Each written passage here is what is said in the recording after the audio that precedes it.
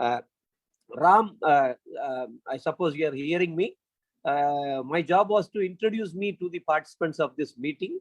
So I just gave a brief introduction about you, as I know you well. So I have given you an introduction about you. And this meeting is a part of the Anti-Saffron Terrorism Day.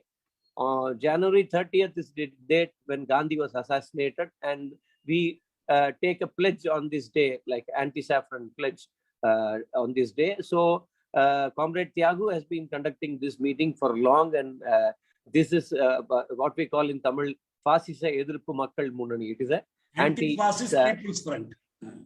So we have been consistently voicing against the Hindu fundamentalism growing in India, and we want to always safeguard our homeland. So we always, although they are not a very big potential force in Tamil Nadu, and we take care that they never become a potential force over here, we have to keep exposing them here, and we have to keep telling about what they have been doing across the country. So we have been like closely doing these things, and I would welcome you to deliver your address now. Over to Ram Puniyani. Okay, thank you. Our muted. Muted Ram Puniyani. Okay, welcome. Thank you, Comrade Tyagarajan and my old friend and close friend Muthu. I'm very glad to be talking to friends like you. First of all, let me congratulate you that you are keeping up this campaign against Hindutva nationalism, which is, I think, a big menace to our Indian democracy. On the top of it, it believes in an ideology of Hindi, Hindu, Hindustan. That's another reason that those particularly who are in non-speaking areas should be more concerned about the rise of this power, which is trying to impose Hindi language and a particular type of religion, which is not the Hinduism of masses, which is not the Hinduism of what Hinduism which Mahatma Gandhi practiced. So I first of all congratulate you that you are consistently exposing such forces. And on this 30th January, as we celebrate the martyrdom day of father of the nation, Mohandas Karamchand Gandhi, it is in the fitness of things that we try to understand, number one, what was his ideology. Number two, how he struggled hard to ensure that India becomes a nation. Because this particular concept that we are a nation from times immemorial is totally fallacious. And Mahatma Gandhi, apart from other things, his anti-colonial movement was a path through mass movements. It was not just a sort of a displacing the British powers with the local people. It was also an attempt to have mass movement where people form a nation, and that's how India became a nation. Now, firstly, briefly, let's see that Mahatma Gandhi was born in a family where his mother was belonging to a very interesting Hindu sect, which is called Pranam Panthi. Now, Pranam Panthi, this Hindu sect, what is its peculiarity? What is its specialty? They believe in many of the Sufi saints. They are not narrow in their understanding of religion, and they try to pick up good things from Muslim saints of India in particular.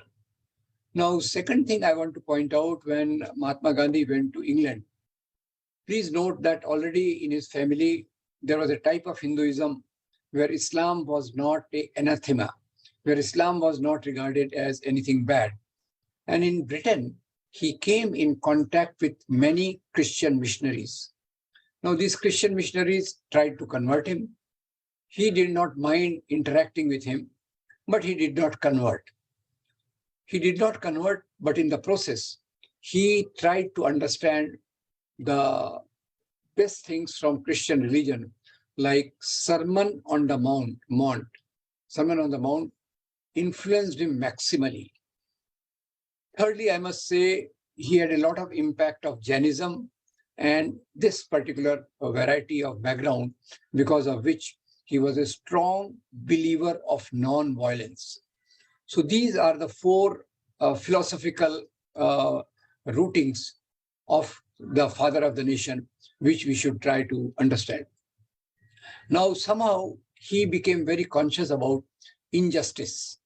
So in South Africa, when he saw that Indians living there are being treated like dogs, worse than slaves, and we all recall his very important experience when he was thrown out from first-class compartment because he was an Indian regarded as black. So this was one of the major transformative elements which converted Mohandas Karamchand Gandhi into Mahatma Gandhi. So what we see here, that a openness about religion comes into his background. Second, protesting against injustice begins with this South Africa. And when it comes to India, he first tries to do a yatra, travels all over the country in third-class railway compartment. I think many of our young friends may not be knowing that Indian Railways had initially first class, second class, and the third class. So the most deprived class, he traveled all over India. And this is what gave him the insight into what India really is.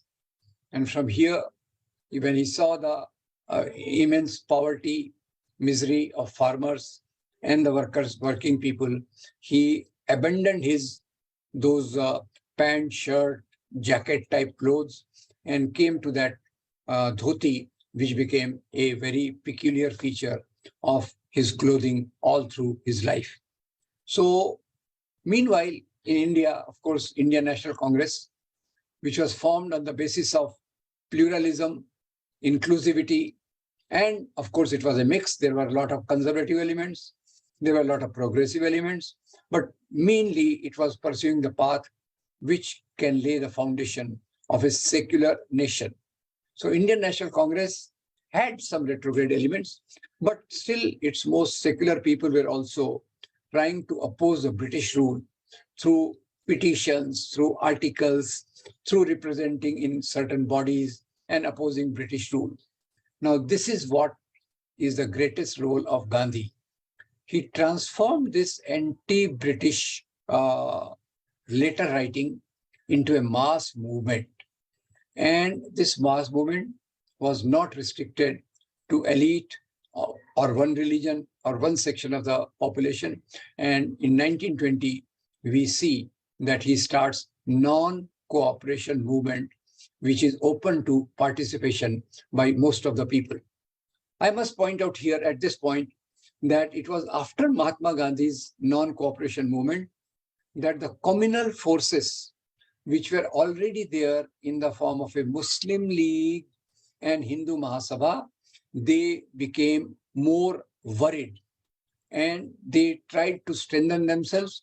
This was also the point where people like Jinnah left the Congress, and later, of course, after many years, he came back into Muslim League with the ideology that Muslims are a nation.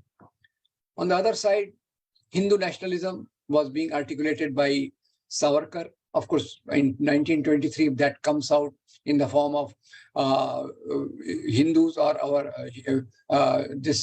on the book of Hindutva, where he tries to say that this is a Hindu nation and Christian and Muslims, they are the foreigner, they are foreign religions. So essentially, this is a Hindu religion, this thing. And here he coins a word called Hindutva. Now, Hinduism word is already there, which connotes religion. And here he brings in the word Hindutva, which means total Hinduness. And in this total Hinduness, friends from Tamil Nadu should particularly note that he emphasizes on Aryan race. He emphasizes on the culture here, the Brahminical culture and the land. So this becomes the foundation of Hindutva. So Hindu Mahasabha later on adopts this as its credo. And after this, in 1925, inspired by Savarkar's idea, Hindu nationalist RSS comes, which is one of the biggest and most threatening organization of the country and the biggest organization all over the country. So in 1920, when Mahatma Gandhi launched non-cooperation movement, it had to be withdrawn because of Chauri Chaura, and he was very serious about non-violence. And later on, he tried to give a direction to the Congress. And this was the phase one where his message started reaching far and wide. The main importance is that anti-British struggle and social reform, they merge in due course over a period of time. And he spends, many people who join him get inspired by him, get inspired by the strength of his get inspired by his moral strength, his total commitment to throwing out the British rule. Of course, it was not that direct as soon as possible, as soon as it began. But later on, the second major movement, civil disobedience movement, where he said that we will not pay taxes to the British. And along with this, please remember, there was Dandi March, that salt satyagraha. Now, in this period, first I introduced the word non-violence. Now I am bringing the word called satyagraha, invocation to the truth. So these became the two major foundations of Gandhi's ideology, which was to attract large number of people. So in 1930, this salt satyagraha, salt movement, Dandi March, this was one of the major events. And if one wants to see that how masses can be involved in the movement, salt satyagraha, I think, is one of the best well-organized movement. And the type of repression. Now, he took in his whole course of the journey from Sabarmati to Dandi, on the way, people kept getting inspired by him, kept joining in large number. So there were a lot of rules which were laid out, but the major rule was that people will remain non-violent, people will offer satyagraha, people will march. And in Dandi, when he went on the seashore, he took the handful of salt, and that broke the British law. British government was very repressive, and its aggression on the non-violence believing people, it caught the imagination of the world. There were some reporters, when they saw this whole march, they reported through at that time there used to be telegram. Of course, now the different telegram has come up, but through telegram and posts, it spread all over the world like a wildfire as to Gandhi is leading a march against the British Empire. People doubted how making some salt is a challenge to British Empire. But let's see it this way, that any struggle, if it has a participation of masses, if it is done in the language which masses understand, and Gandhi maintained that, what he called Sarv Dharma Samabhav, means he respected morality of religion. His religion was not of rituals. His religion was not bowing blindly to the holy books. His religion was not bowing to the clerical elements of the religion. His religion was a sort of his own concept of God and picking up moral values from different religions. That's why his Ram and BJP's Ram, they are totally different. His Ram represent a sort of a universal spirit, while BJP's Ram is a exclusive Ram of Hindutva, which targets Muslims and also Christians. Please note, Christians I will not be referring too much because they are just 2.3%, but in due course, they were also targeted for that. So this was a process of nation building, which people don't emphasize. Now, of course, then he had differences with Ambedkar on the question of separate electorate, because he did not want the anti-colonial movement to get divided. He wanted to maintain a particular type of a Hindu unity. And in his eyes, Hindu unity meant that untouchability and those things have no place in our society. He went on to say that if untouchability survives, Hinduism has no right to exist as a religion. He went that far. And of course, after that Pune Pact with Ambedkar, in which instead of separate electorate for Dalit, which might have annoyed the upper caste who were also part of the anti-colonial struggle, he went for reserved constituency for Dalits. And I'm using the word Dalits very broadly. And in this reservation affirmative action, he gave double the seats to the Dalits as far as in Pune Pact was concerned. Now, other major thing which comes up here is that after this pact, Gandhi actually changed a bit. And the change was due to interaction with Ambedkar. Gandhi realized that Ambedkar, himself a Dalit, talking of equality of the caste, rather Ambedkar talked of annihilation of caste. And this is what Gandhi undertook from 1933. Please note that from 1933, Gandhi did not emphasize on any political action. He took out yatras, what I will call pilgrimages. Yatra is, sort of it has a religious connotation in India, and that's why they call it yatra. It is a sort of it has a spiritual component in this. He took out many yatras from village to village, city to city, with the sole goal to eradicate untouchability. I'll request you to see if the clippings of Shyam Benegal's film, Shyam Benegal's serial, Bharat Ek Khoj. Unfortunately, it is in Hindi. If it is dubbed in English, please see how many young congressmen inspired by Gandhi spread all over in different villages, opposing this caste system, opposing the thing that untouchability, it was a deep thing. Of course, initially, Gandhi did believe in Varna system, but we can't see Gandhi as a static figure, which many of us try to see.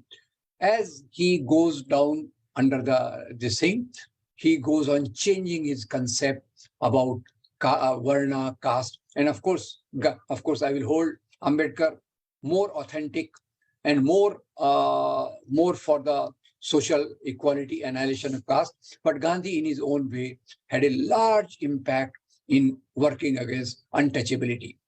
Now comes 1939, the beginning of Second World War. Now, at the beginning of Second World War, now here I must say that Subhash Chandra Bose, I would like to delve a bit into Subhash Chandra Bose also, because he is also one of the major freedom fighters of India. Now, Subhash Chandra Bose here disagreed with the Indian National Congress Central Committee, which decided that we should launch an anti-British movement. We should launch a mass movement against British, because British that time were trying to say that India will stand against Germany, Japan, Axis powers in the war. So Congress said, how can you take us for granted? You have to give us, initially they were talking of dominion status, but later on, mainly because of pressure of Subhash Chandra Bose and Jawaharlal Nehru type people, that they talked of total independence. Now here two things came up. On one side, Congress stood with Gandhi that we will launch a mass movement. On the other side, Subhash Chandra Bose said, enemy's enemy is our friend.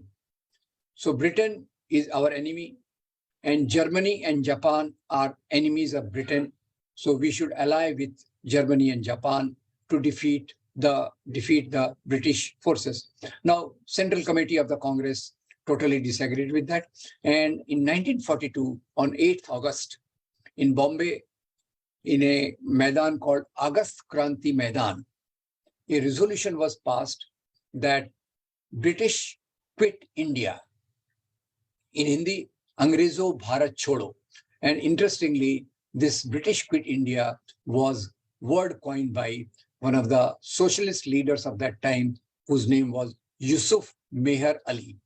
Okay, but as this was launched, the British forces, British government swooped on the Congress leadership and they imprisoned most of the Congress leaders.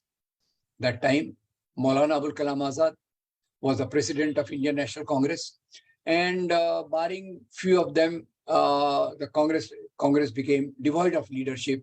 And Gandhi also gave a call that let's do everything to get freedom or let's die. Karo ya maro. So these were the two guiding principles of 1952 Quit India movement, which was initiated by that. And this is where how at the end of the war, British forces, British powers did decide that now India is becoming unmanageable. There is a lot of rebel people at that time in 1942.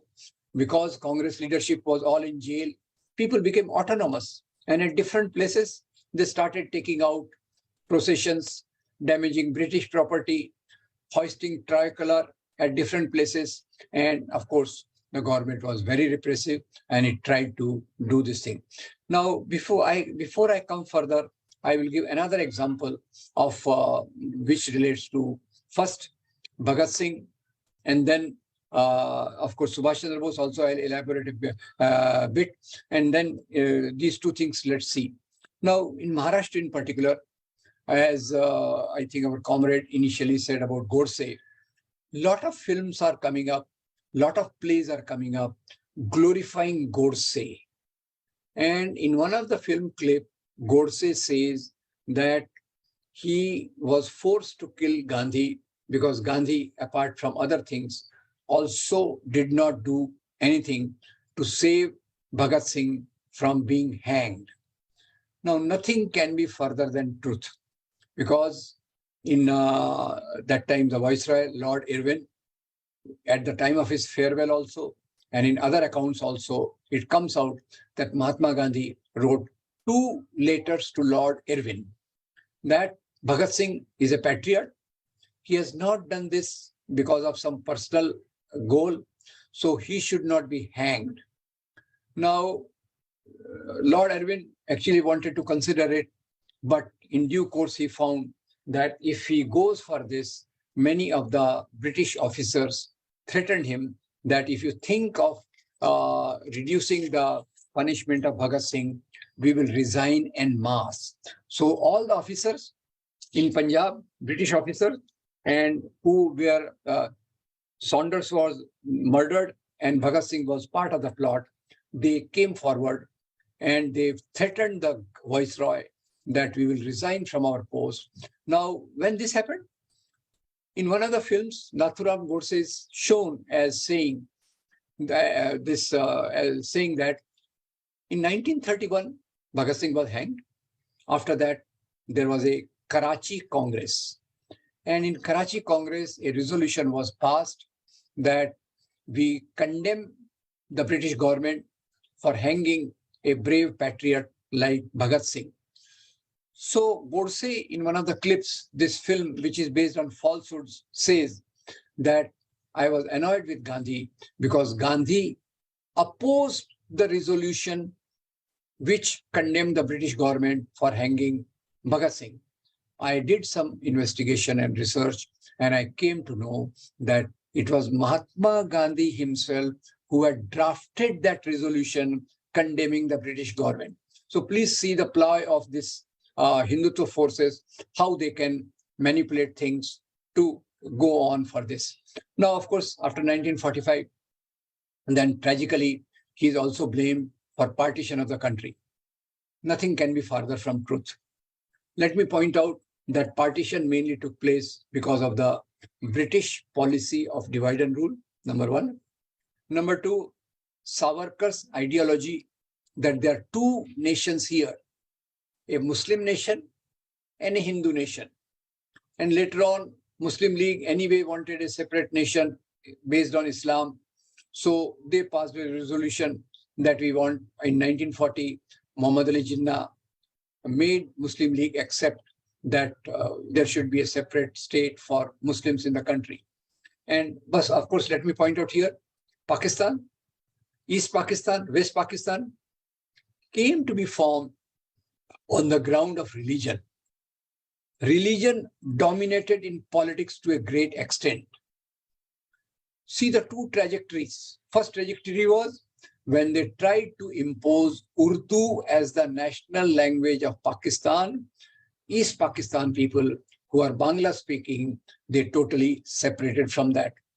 See the second tragedy of a nation based on religion. Today you are seeing Pakistan is in the dire straits. Even India's economy is worsening, but Pakistan's economy is close to a collapse. Let me make an incidental point here. Mahatma Gandhi always said that I am a Sanatani Hindu.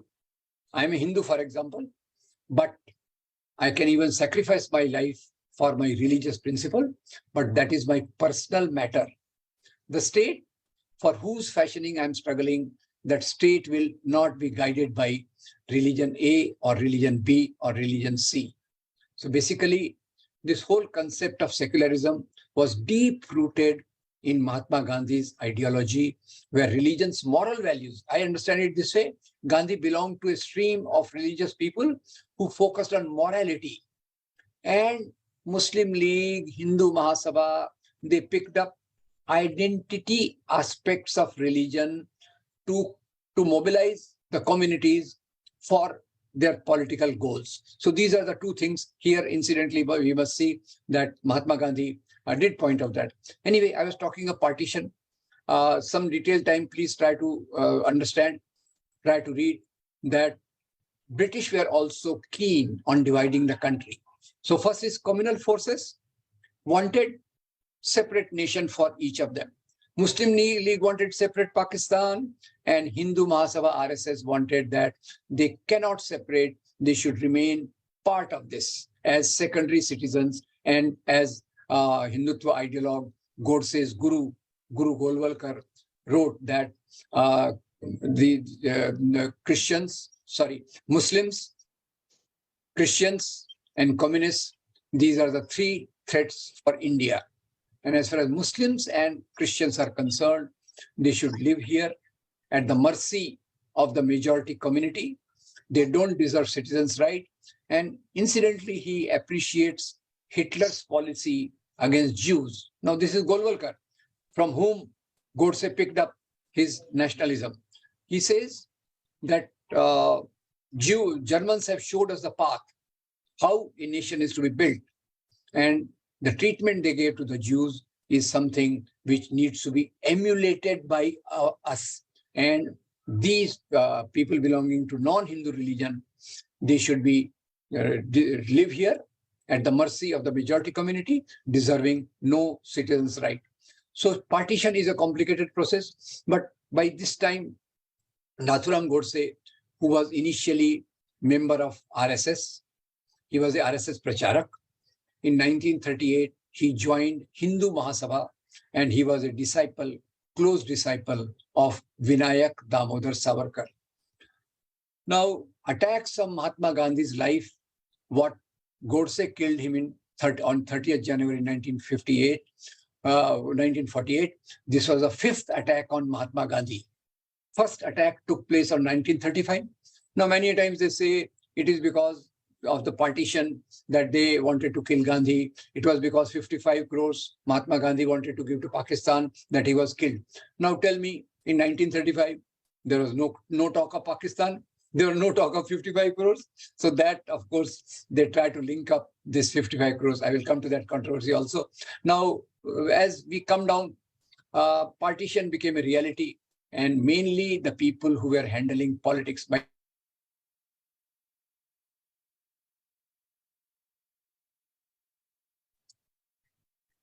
as we came close to independence, that time, lot of as migrations took place, Muslims started going to Pakistan. Many Hindus, like even my my grandfather and all that, they migrated from Pakistan to here, and there was intense communal violence. Gandhi that time left the political theater to his disciples, Jawaharlal Nehru, Sardar Patel in the main, and he acted as one-man army to quell the communal violence which was brooding. Now, at this point, as on one side, India is getting independence, India is getting partition, at the same time, the communal violence is going up. So Gandhi at this time decides to go on a fast till death. And what are the conditions for fast in death? It was not related to 55 crores. I'll come to 55 crores. It was mainly related that the Muslim refugees, Muslims who have left their houses and mosques, their houses and mosques should not be appropriated by the Hindus led by RSS group of people. So that was the main condition of the fast, and he wanted communal peace, because of which he went on fast for a long time. Now, this was attributed to that he wanted to give 55 crores to Pakistan, because of which he undertook the fast. I'll request you, this is available on Google, conditions put by Gandhi for leaving his fast. And in that 55 crores is not mentioned. Now, what is this 55 crore business? Now, 55 crores was part of the treasury. It was divided based on population between India and Pakistan. So out of this total revenue of the country, 75 crores came on the for Pakistan, out of which 20 crores were transferred to Reserve Bank of India in Karachi much before freedom, and 55 crores were remaining. Meanwhile, the issue of Kashmir came up. So many people told the government that this 55 crores should not be given unless the Kashmir problem is solved. Gandhi said, 55 crore is our moral commitment. If we back out from moral commitment and this money belongs to Pakistan, if two brothers are separating, each property is earmarked for them, because that time Kashmir was not a part of India. So Gandhi morally just said it will be right that 55 crores which belongs to Pakistan should be given to them. So this in nutshell was the basic cause of 55 crores. And Nathuram Godse, this was a fifth attempt, because Mahatma Gandhi was able to talk, mobilize majority of Hindus, majority of Muslims, majority of Christians in the national struggle. And Hindu nationalists led by Savarkar, RSS and others, they wanted a Hindu nation here.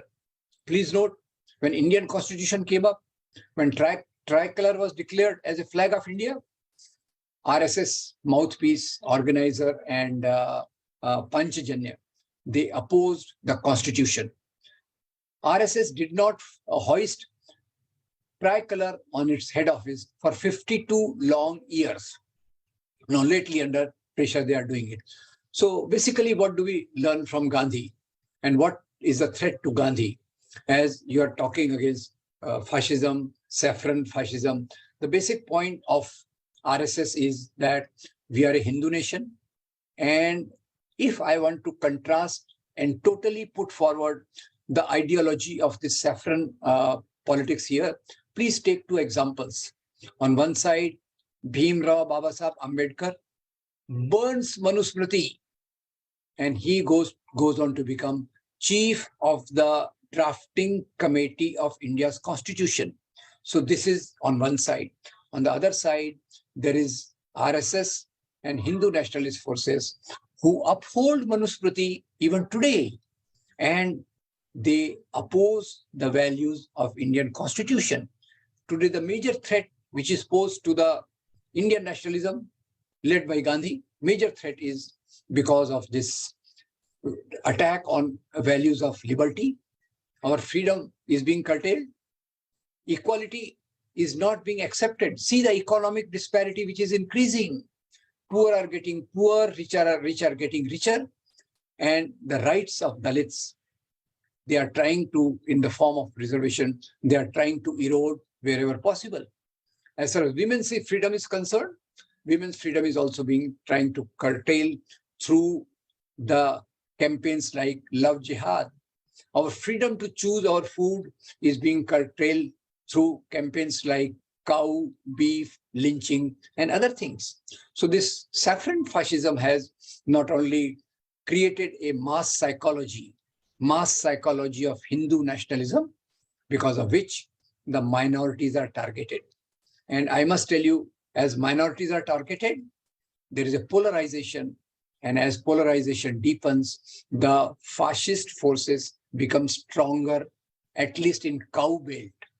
You see, cow belt, they are there, and close to your state in Karnataka also. They tried to bring in this polarization through Baba Budangiri Dargah, through Eidgah Maidan, and through Tipu Sultan lately. They are trying to have a foothold in Karnataka also. I'm very glad that Kerala, Tamil Nadu, and other states are free from such a very negative sentiment, which keeps us separate as regionalists or depending on our religion. So when we remember Mahatma Gandhi, we basically have to remember, number one, that state has to be totally secular. One example I'll give you. These days, we are seeing our Prime Minister inaugurating one temple after the other. And after independence, when Somnath Temple, there was a demand from people that Somnath Temple should be reconstructed. Mahatma Gandhi said, state has no business to construct these temples. Number two, nearly 100 people have been lynched after 1914 in the name of cow. Mahatma Gandhi was approached in 1947 by Rajendra Prasad, saying that many people want that state should ban cow slaughter. Mahatma Gandhi said that India, it is not only Hindus who are living in India. We have to consider people from other religion also, and such a policy should never take place. Third, in the name of conversion, Christian missionaries are being beaten. In the name of conversion, Muslims are targeted from olden history. I will not go into that. Mahatma Gandhi was very clear that all religions are our religions. Religions do not have nationality. Different nations can have different religions. Look at Buddhism, which was born here. It is a major religion of Southeast Asia, which is a major religion of Thailand and other countries like that. So Gandhi was very clear on those issues, based on which the saffron forces are strengthening themselves, dividing the country and trying to make themselves more powerful. And lastly, what do we do? That question is very important. I am just winding up, don't worry. That question is very important. I think the major thing which they have created is through control of media, control of state institutions, election commission, influence on judiciary, influence on independent agencies like CBI, Enforcement Directorate, infiltration in police, military, that is one side. Secondly, creating a mass psychology where they try to say that Hindus are in danger. There is no such thing of Hindus being in danger. They are 79%. All our top leadership belongs to that religion. This is just a construct to target Muslims and also Christians. So friends, what do we do to revive? I'm glad that you took up the issue of Mahatma Gandhi, and Mahatma Gandhi gives us a lot to learn in a semi-secularized society like ours, in a colonial society where religion's hold was not totally done away with. In that place, how do we remember Gandhi? And the best tribute to Gandhi can be that as Godse is being more and more glorified, on 30th January, many people are trying to have Gandhi's images being shot at, like Poonam Shakun Pandey did in Meerut. The statues of Godse are coming up. Godse is being glorified. So we need to see that the principles of Indian Constitution are strengthened. The hate which has been constructed, which has been brought up, needs to be negated by giving the truth of our history, by giving the truth of our religious minorities and our diversity, our pluralism, our multilinguistic strength, which of course lately Amit Shah has said that all our correspondence should be in Hindi and Hindi should be the main language. Now they are reviving the history to prove that Aryans were the original natives. And so Aryan race, importance being given to Aryan race is also there. So friends like you can do a lot, protect your state and strengthen these values, which in your state, the great people like Ramasamy Periyar, Ramasamy Naikar brought forward. Of course, I must say, he's a shining star from your state who came out with the question of self-respect, which is one of the aspects of our constitution in the form of liberty, equality, fraternity.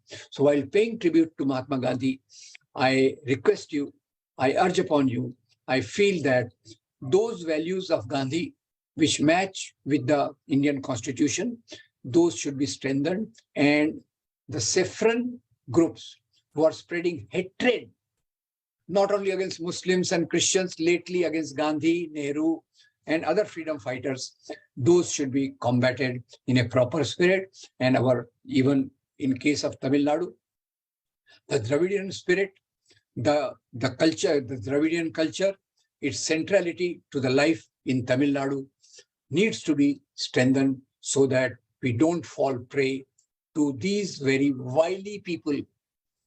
So far you have kept them away. Thank you very much.